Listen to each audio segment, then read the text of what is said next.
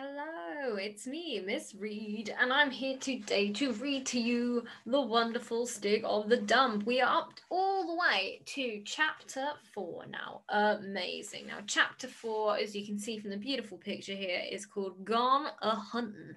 Ooh, I think you'll know what this one is about. As previous, I'll read it out, and throughout I'll be asking questions. When you hear a question, I'll hold this up so that you can find it back on the video when you go and answer your questions at the end. You're welcome to pause throughout and answer the questions that way if you prefer, but bear in mind you might have some questions answered as you go, so it might be worth waiting to check first. That is up to you. But as you can see, I have the book ready here. I'll read it to you now, and I'll be stopping to ask you some questions along the way. Okie dokie, let's have a read. Let's see what's been happening in the world of Stig. All right. Lou had gone hunting. The North Kent foxhounds were meeting near grandmother's house that day, and a neighbour had offered to take Lou along and look after her. Grandmother had not been sure, but Lou had insisted that there was the pony and she knew how to ride, so why wouldn't she?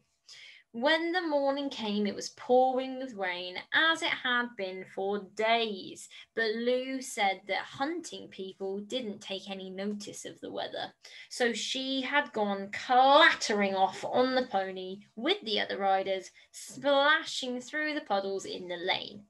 Barney thought she looked a bit smug, but maybe it was just the rain trickling down her neck that made her turn her nose up.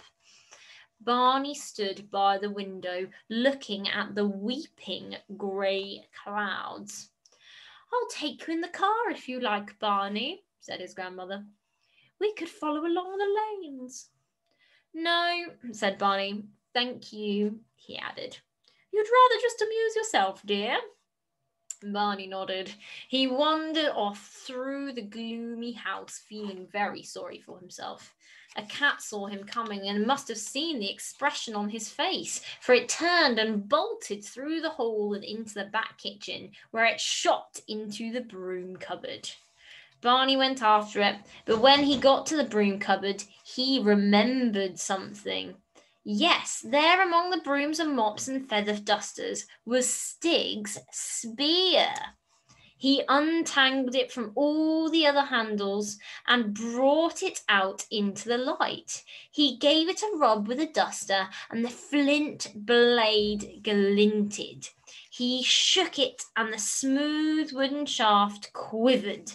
It was a real hunting spear. There was no doubt about that. And Barney's face suddenly lightened. Now I'm going to pause here because this is going to be my first question, and it is answered pretty much straight away. Why do you think Barney's face has lightened when he sees this spear? And how does he describe it? A real hunting spear. What do we think that Barney is thinking here? I'm going to give you just a 5-second pause, so you might want to stop the video to write it down, because I'm going to answer this one straight away, so you need to be listening really carefully, okay? So 5 seconds then. Why did Barney's face suddenly lighten?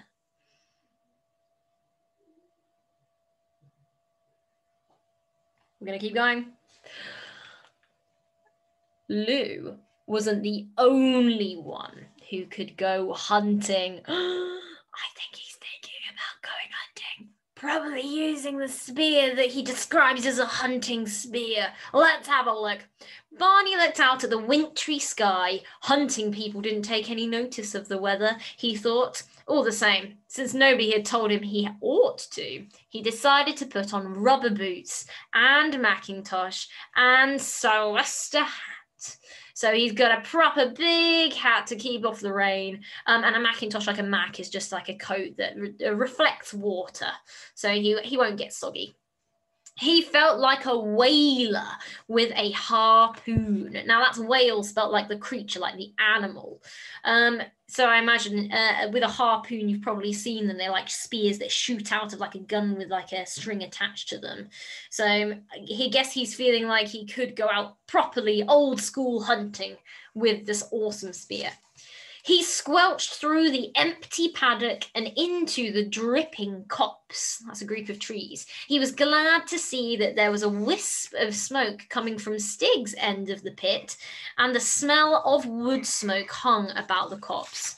He went round to the entrance of the pit.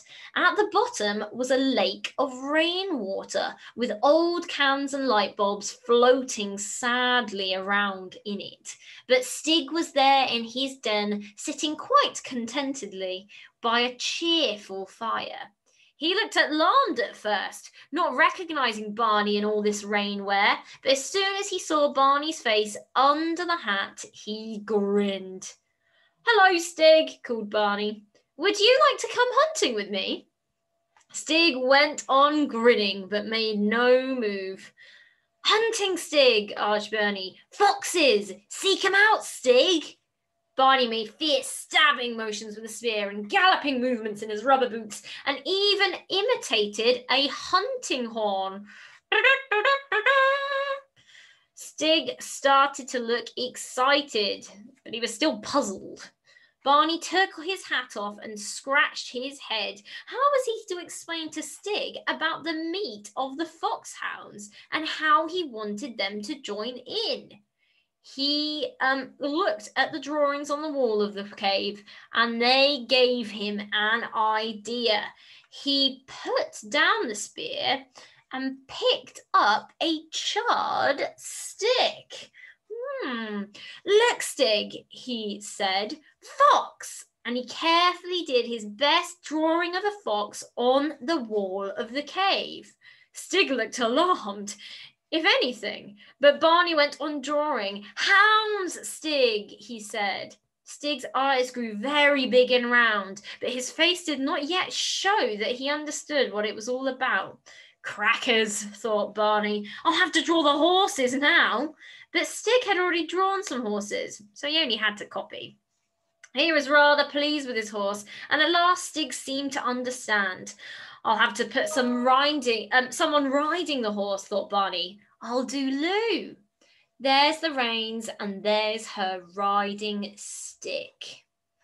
There was something about this human figure, actually, on top of the animal that really seemed to excite Stig. His eyes blazed, and he jumped up and seized the best bow and his best handful of arrows and looked hopefully at Barney, like a dog that knows it's about to be taken on an exciting walk.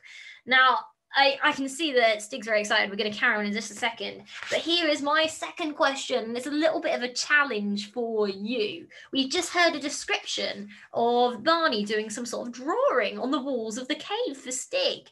Could you try your best to do your own cave drawing of the foxes, the hounds, and Lou riding a horse? Now remember, this isn't a challenge to see your best drawing. This is how you can make it look like a cave drawing. So stick figures would work really well, but you need to give them features that make them obvious which animals they are.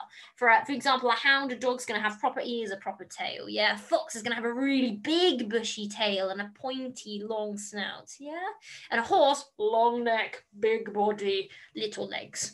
And that's how we sort of remember those different things. Okay, so stick figures is fine, but I'd love to see your own impressions of how they look on Stig's cave wall. That's question number 2. Let's keep going. "Good old Stig," cried Barney. "That's the idea. Come on, let's go." And without even thinking of putting on any extra clothes against the wintry weather, Stig danced out into the rain with Barney. From deep in the distant woods came the toot of a hunting horn. Barney and Stig set out off across country towards it, down the muddy cart track that tunneled into the woods and into the fir plantation. As they trod softly over the carpet of fallen fir needles, Stig suddenly stiffened and raised his bow. Barney looked up. At the top of the fir tree was a squirrel stripping a fir cone. Barney pulled Stig's arm. "Don't fall about, Stig," he said. "It's foxes we're supposed to be hunting, not squirrels. Come on, we'll never find the hunt." The squirrel shook its tail, ran to the end of the branch, and sprang into the next tree where it disappeared. Stig looked a little bit annoyed, but he lowered his bow and they went on their way. They came into a woodland of tall, sweet chestnut trees and oaks. As they came near one of the oak trees, Stig dropped to the ground and began crawling carefully forward. "What is it, Stig?" asked Barney in a loud whisper. "Is it a fox? Where, Stig? I can't see anything." Without looking round, Stig waved his hands as if he wanted Barney to get down too. He dropped to his hands and knees onto a bramble. "Ouch!" yelped Barney. "It's prickly!" And as he did so, a flock of 12, it must have been more than 20 wood pigeons sprang into the air and flew off with a great beating of wings, every one of them stuffed with fallen acorns, which they had been gorging. Stig let loose an arrow into the flying flock, but it somehow failed to hit anything. "Oh, sorry, Stig," said Barney. "I didn't know it was pigeons." Still, we're not supposed to be hunting pigeons, you know. People don't. When they go fox hunting, they don't take any notice of anything else. But this time there was such a fierce scowl on Stig's face that Barney began to feel almost afraid of him. They walked in silence down a woodland track which held great pools of rainwater. Stig splashed through them without seeming to care how muddy his legs were getting. Barney waded more slowly behind, rather worried that the water might come over the tops of his boots. He saw Stig fit another arrow and raise his bow again. Across the track ahead strutted a proud pheasant, and before it knew what was happening, Stig's flint-tipped arrow struck. With a pounce, Stig picked up the body of the pheasant, pulled the arrow out, and stuck the pheasant behind him into his girdle. The long brown feathers wagged as if he had sprouted a tail as he walked on. But Barney was not at all happy about killing this pheasant. It was bound to be poaching, or the wrong time of year, and not sporting to shoot them, except with a real gun and cartridges or something. It would have been better to stick to squirrels and wood pigeons, but he did not say anything this time. Now, my question here then. Here is my next question. What is poaching? We've just heard the word used there. He says bound to be poaching or trespassing. So what do we think that might mean? What is poaching? Is it a good thing? Is it a bad thing? What might it involve? If you're not sure and you've had a try and you've written it down at the end, you are welcome to go and use a dictionary to have a check. But remember, I'll have put all the answers at the end as well, so you'll be able to work out the real answers too. Okay, awesome. Let's keep going then. So no, but he did not say anything this time. It does say this time, so it might happen again. The tootling of the horn was getting nearer now, and there were crashings in thickets, and the voice of the huntsman encouraging the hounds. Stig stopped and looked about him, and Barney ran and caught up with him. "It's the hunt, Stig," he said. "There must be foxes here somewhere. Keep a good lookout and we might see one." The crashings and voices seemed quite close, and Barney suddenly thought that perhaps the huntsmen would be angry if they found them in the middle of the wood, especially with a poached pheasant. There was a bank of sorts with a little cave under the exposed roots of a beech tree, and Barney pulled Stig into this. As they lay hidden there, they both sniffed. There was a strong and peculiar smell hanging about the place. They lay there and waited. Barney tried to crawl backwards as far down the hole in the bank as he could. "That's funny," he muttered. Somebody's put sticks in here. In the mouths of what seemed to be a large rabbit burrow were fixed 3 stakes of hazelwood so that no animal that was bigger than a mouse could possibly get in or out. To pass the time, Barney kicked and worried at the stakes until he got them loose, and then cleaned the mud and chalk off them. "Look, Stig," he said, "you can make arrows out of these. Or perhaps they're a bit thick." But Stig was not listening. He was looking up the track at an animal the size of a small dog, with reddish fur, sharp ears, and very bright eyes, calmly walking towards them with its tongue hanging out. Barney's heart missed a beat. He got slowly to his feet, gripping his spear. "Fox," he hissed. "That's it, Stig. It really is a fox." He levelled his hunting spear at the fox and wished he had the bow and arrows, but perhaps he could spear it. "Stig," he breathed, "come on, now's your chance." But this time, Stig did not raise his bow. Instead, he took hold of the end of Barney's spear and held it so that he could not throw it. The fox strolled calmly up to their very feet, gave Stig a glance, and vanished down the hole. Barney nearly burst into tears of rage. "But Stig, why did you let him go?" he stormed. "You're supposed to kill foxes. That's what hunting's for. That's why we came."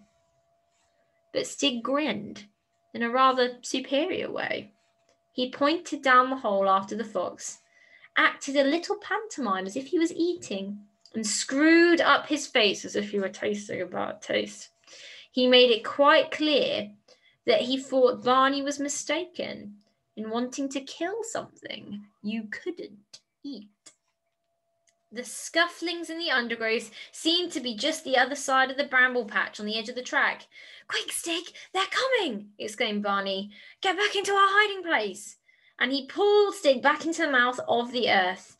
As he did so, a large foxhound came out onto the track and lolloped towards them on the scent of the fox. It came straight for where they were hiding, looked up and saw Stig, bared its teeth and growled.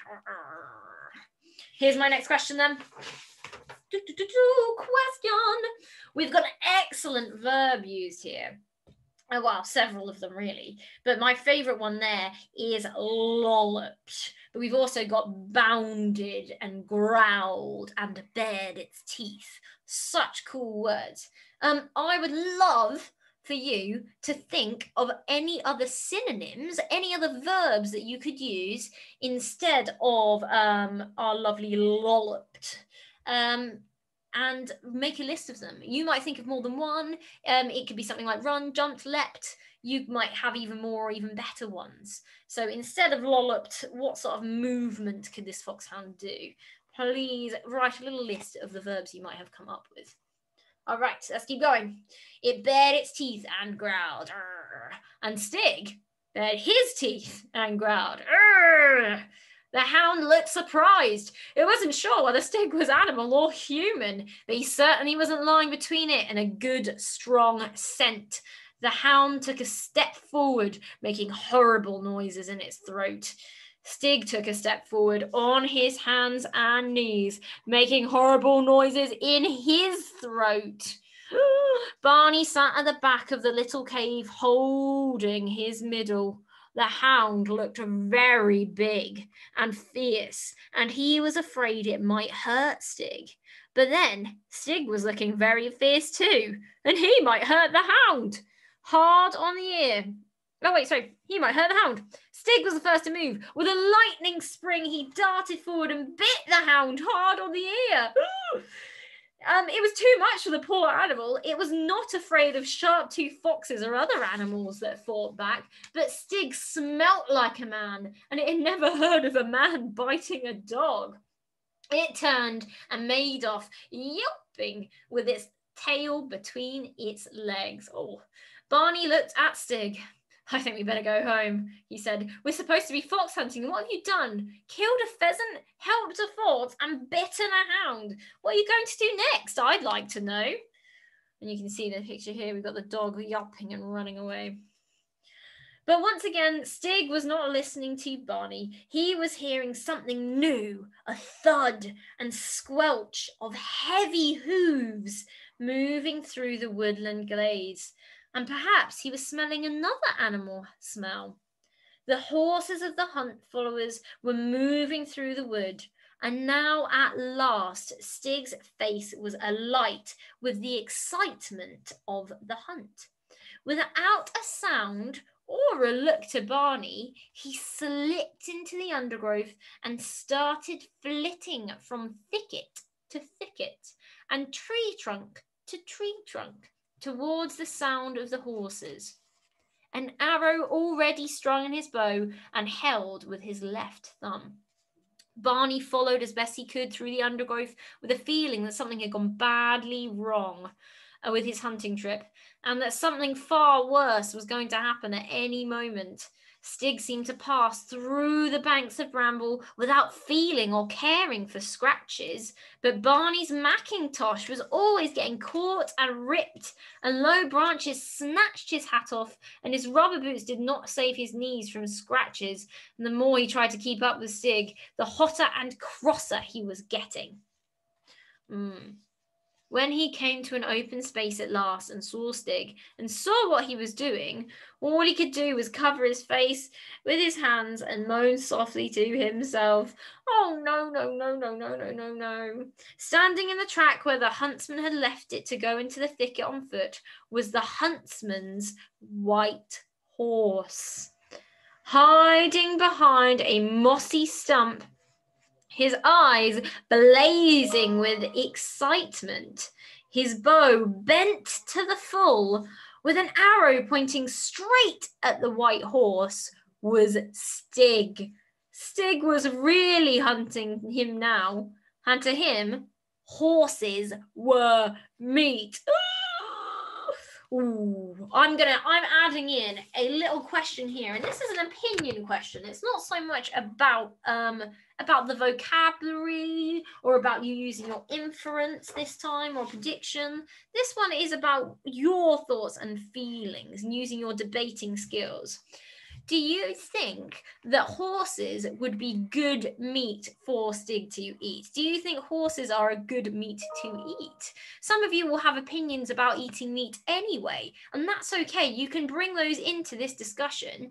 Write out a little sentence describing whether you think a horse would be good to eat or not, or if we should indeed eat meat at all, or be hunting things at all. And you can add those notes in there, and I'll write that down as a question for you. It'd be nice to see your opinion, be interested and see what you think. Let's keep going. Lou sat on her pony at the edge of the wood. On one side, the black trunks of the trees dripped sadly, and the wind moaned in the branches. On the other side, low, ragged clouds swept over the bare stubble fields. Around her were various ladies, gentlemen, and children of the hunt, on board or fidgety horses, waiting around for something to come out of the wood. They had waited by a field of cabbages and found nothing. They waited by a field of turnips and seen a hare. They had jogged along lanes and tracks and waited by copses, but they still hadn't found a fox. Lou's cheeks were glowing, and so was her nose. Her eyes were sparkling, her hair hung down in wet strips, and her numb fingers could hardly feel the reins. And here I have for you another question. How do we think Lou is feeling here? What is the sort of weather like? How is she sort of feeling about what she's doing? What is the mood of Lou in this paragraph here? Let me just read it for you again in case you missed it. Lou's cheeks were glowing and so was her nose. What could that mean? Her eyes were sparkling and her hair hung down in wet strips. How is she feeling? And her numb fingers could hardly feel the reins. What's she feeling? How's she feeling? Let's keep going. Flash, the pony, who, in his younger days at least, used to live up to his name, stood in a puddle with a lowered head and blew steam from his nostrils into the damp air. "First time out with the hounds, young lady?" asked a hearty lady on a big black mare. Lou smiled and nodded, and a little shower of drips fell from the peak in her cap. "Enjoying yourself?" asked the lady. "Yes, thank you. Super," replied Lou. All the same, she thought, if only they'd let me go into the wood and poke around a bit. I'm sure I could find a fox. There must be something going on in there. And at that moment, out of the wood came the shrill neighing of an outraged horse. All the waiting horses pricked up their ears, and riders nervously shortened their reins so they pulled them in. There seemed to be a sort of commotion among the riders that had gone some way into the wood. Horses were backing, rearing, turning in spite of their riders, and snorting and neighing. And into the thick of them plunged the huntsman's white horse, riderless, eyes rolling and nostrils wide with alarm, cannoning into horses and riders and sending them sprawling in puddles and mud. It was a stampede.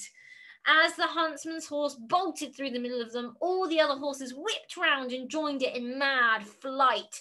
Most of the riders were caught off balance. Some lost their hats, some lost their reins or stirrups, and some lost their seats straight away and were left on the edge of the stubble. Some of them, who had been round the corner of the wood, thought the fox had gone away and urged their horses after the rest of the field.